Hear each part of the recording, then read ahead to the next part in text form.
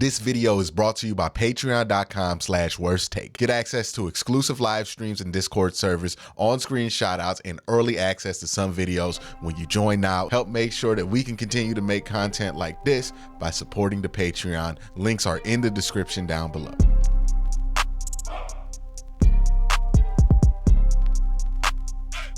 So every once in a while, I'll check out what's on ESPN, or I'll see what ESPN is talking about when it comes to the Cleveland Browns on my timeline. And usually, it's interesting stuff. Sometimes it's a trade proposal for the Browns to go for Daniel Jones. And sometimes it's something like this. And it seems like a lot of people nationally are really honing in on the quarterback position.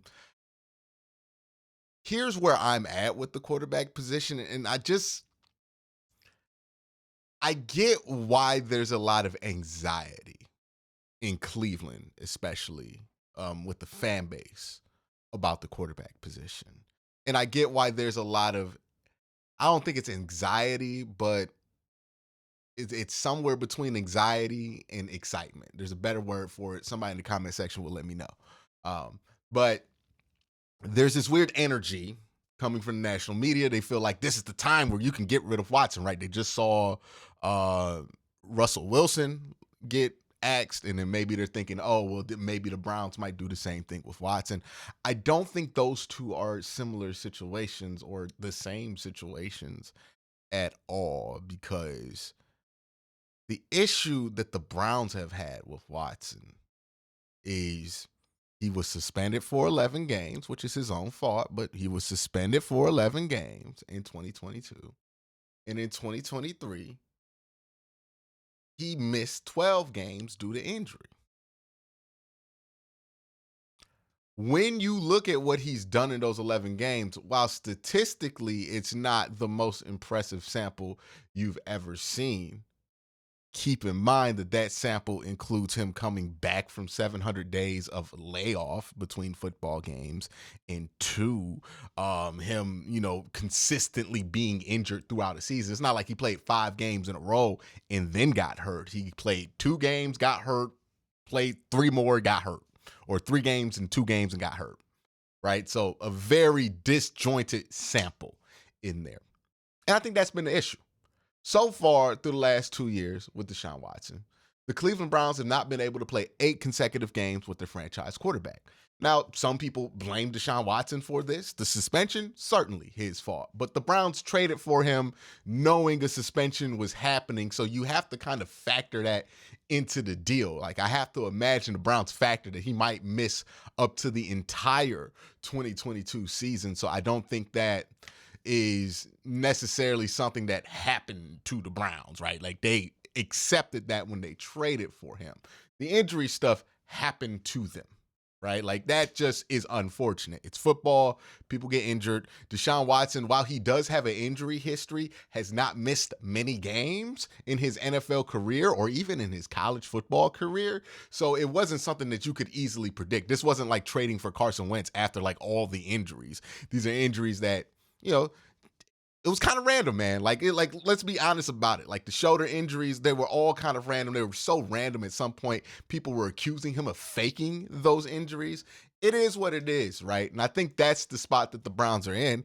They feel good about the quarterback position. It's just that they have not been able to have those consecutive games with him. When he's out there, this team wins football games. But the issue has been he ain't been out there as much. And since he's not been able to stack consecutive games on top of each other, you haven't seen those kind of performances that you're used to seeing from the dude that you paid $230 million, which then leads to a lot of people being upset because it's 2 years and you haven't seen really more than one $230 million performance from a quarterback who's very expensive, and people keep talking about the contract. Now, the $230 million number is just going to be a number that people use, even though that contract on a pure dollar standpoint now is like mid-range in the NFL. It's still going to be a sticking point because it's just emblematic of the investment that the Cleveland Browns have put into Deshaun Watson. And they have not had the best run of luck in the last couple of years with him staying on the field, whether it be for off the field reasons, whether it be for injury. This year is a year where they got to figure out, can he stay healthy? Can he stay on the field? Because you have good reason to believe that if he can stay on the field, he will be a productive member of this team.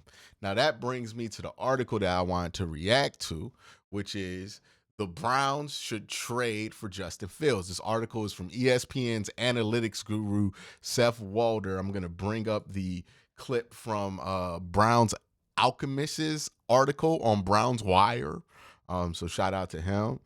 And in this snippet, Seth says the Browns trade for Justin Fields. This is his big prediction, his hot prediction. This is a wild one, I know, but if I were the Browns, I would look at Deshaun Watson as mostly a sunk cost and try to upgrade at quarterback. With no first-round pick and so much money already headed Watson's way, this would be tough to do, but trading a second or third-round pick for Justin Fields, still on his rookie contract, is feasible. I'd like to see Fields in Kevin Stefanski's offense. The alternative is simply hoping Watson improves, if not wasting another year of a talented roster.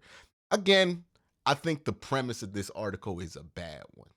The reason I think the premise to this article is bad is it assumes that the Browns cannot win football games with Deshaun Watson at quarterback, when the opposite has been proven to be true.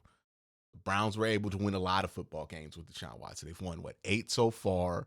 And also, if you look at the sample from this year, they only lost one game where he truly started at quarterback. They won 4 of them. And the plus or the point differential was significant in those games to suggest that the quarterback was a really beneficial part of those victories.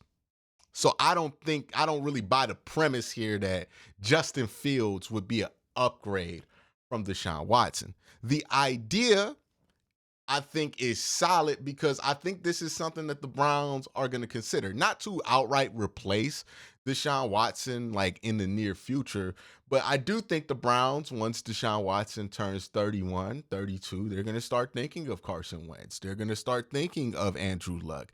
They're going to start thinking of Cam Newton, guys with similar play styles to Deshaun Watson who, once they hit that 30, 31, the play fell off a cliff and never returned again. Now, it could be possible Deshaun could have the type of game that ages to 35, but if you're the Browns, you want to be prepared in that situation. You want to be like the Green Bay Packers. You want to be like the LA Chargers. Shockingly enough, they get used as a positive example where the Chargers were able to go from Drew Brees, then Phillip Rivers, then they went from Phillip Rivers to Justin Herbert. You want that same kind of transition plan, right? I think that's why they went out and drafted somebody like a DTR so they could see if there's something there, develop him, see where that progress is. If they like where he's going, they're going to continue on that plan. If they don't like where he's going, then, hey, they might move on from it. But from everything that I can glean, they're pretty encouraged with the progress that DTR has made. But who knows? There might be somebody in this year's draft that they like more that falls to them in like the 3rd or 4th round that they might consider taking there as a developmental piece. Andrew Berry, while he is married to this contract, the Deshaun Watson contract, till about 2026, 27, they're going to try to make this thing work until then. And I think that there's no real indicator from Deshaun Watson's play that you shouldn't try to make that work. Like, I don't think he's been awful. He's just been injured. He's missed a ton of games, or he's just not played because of suspension. I think to act like he's been awful is a bit disingenuous when there's a lot that indicates he wasn't, especially this year. Like, I don't get where the whole he was awful this year take is coming from. Like, I guess if you just look at the stats, you can make that argument. But if you watch the games, like there was one game this year where we watched it and came away thinking Deshaun Watson was awful in that game. That was the second game against Pittsburgh. We can all agree with that. Deshaun Watson haters, Deshaun Watson warriors, whatever the people calling themselves now. Like, I think we can all agree week 2 versus Pittsburgh was pretty terrible. But outside of that, like week 1 versus Cincinnati, the most criticism he got for that game was that it wasn't spectacular, but it was good enough to win. Like he certainly helped the team win in week 1. Week 3, he was pretty good against the Tennessee Titans, got hurt. Then he came back versus the Arizona, was really good in that Arizona game. So good in both those games, Tennessee and Arizona, that he didn't even have to play in the fourth quarter, which probably impacts some of those statistics. And then he was really good in that second half of that Baltimore game. So like, why are we just assuming he was awful this year? He was just injured. The assumption is a little wild to me. And if he could come back and be healthy, and I know people are going to say, well, he has a throwing shoulder injury. It's a bone injury, not a muscle tear. So those injuries have a higher rate of recovery without complication. I just think that the whole premise that's out there, the energy that's out there, like I get why it is, but the assumption that Deshaun Watson was terrible for the Cleveland Browns is a bit of an odd one to me, because it doesn't match up with what actually happened with him in 2023. Again, when he had that second half versus the Baltimore Ravens, Deshaun Watson fans and Deshaun Watson anti-Deshaun Watson people, or people who are on the fence about Deshaun, we were all at the same place at that after that game, which is we felt like the Browns, with that level of quarterback play, could get to the Super Bowl. How does that magically turn into him being terrible when no football has been played by him since? I think that's a bit odd that we're at that point. I'm sure somebody's going to have a 4-page comment down below to tell me every reason why I'm wrong, but the way I see it, these assumptions don't make sense. But I think the idea is fine, right? Like, would the Browns invest in a second, third round pick in Justin Fields? No, because Justin Fields is going to need a contract in a year. So that really wouldn't make sense. Justin Fields, it wouldn't make sense for him either to go somewhere to sit the pine. Like, this would make sense if Justin Fields goes to the Atlanta Falcons, doesn't have a good year, ends up a free agent, and the Browns could pick him up at a bargain bin price, right? But I do think the idea of the Browns having somebody that they're developing behind Deshaun Watson is one that they're most certainly going to do. Like, look, the Browns get a first round pick in 2025.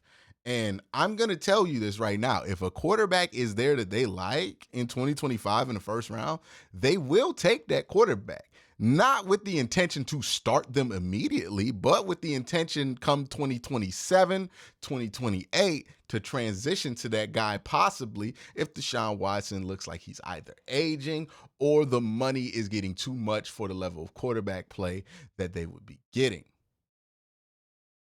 There's a possibility where Deshaun Watson can be excellent for the next couple of years and then fall off a cliff once he hits 32. This has happened with quarterbacks before. There's a possibility that Deshaun Watson plays until he's 37. There's a possibility that Deshaun Watson plays terrible this year and then ends up out the league in a couple of years. There's all these possibilities are available, but I think the Browns are probably going to take the path of making sure that they have a young quarterback behind them. Right now, that guy is DTR. I think they're serious about developing DTR. If they see positive signs and continue to see positive signs, they will continue to be him. But if they see somebody they like more, or they stop seeing those positive signs from DTR, then they will transition to somebody else. So I think that's where the Browns are at the quarterback position. But I think they're fine with Deshaun Watson. When you hear players on this team talk about Deshaun Watson's play, they don't feel like it was bad. They feel like it was just that he didn't get to play those consecutive games in a row. Listen to Elijah Moore talk about it. Listen to Amari Cooper talk about it, right? The frustration isn't with the level of play. The frustration is that it's just been stop, start ever since he's gotten to Cleveland. And I think we really need to see a sample of games where it's not stop, start, right? Because I don't think anybody can be successful when they're getting to camp, they're practicing for a training camp, stop, suspension, 11 games, come back, start up again. Okay, you come back, you start for a couple games and then stop, you get injured, and then you come back in and then you get injured again. Like, this is not a great pattern that the Browns are on, right? The stop, start with Deshaun Watson. So you need to get a long sample of him at the quarterback position. I think if you do get a 17-game sample of him, you will have pretty good numbers at the quarterback position at the very least, like 4,000 yards, 27, 28 to 30 touchdowns and then 12 interceptions is probably a baseline that I would set for him given what he looked like last year. And I think that's probably what he'll produce next year as long as he stays healthy. But let me know what y'all think in the comment section down below. Y'all have a great day. Have a better night. Peace.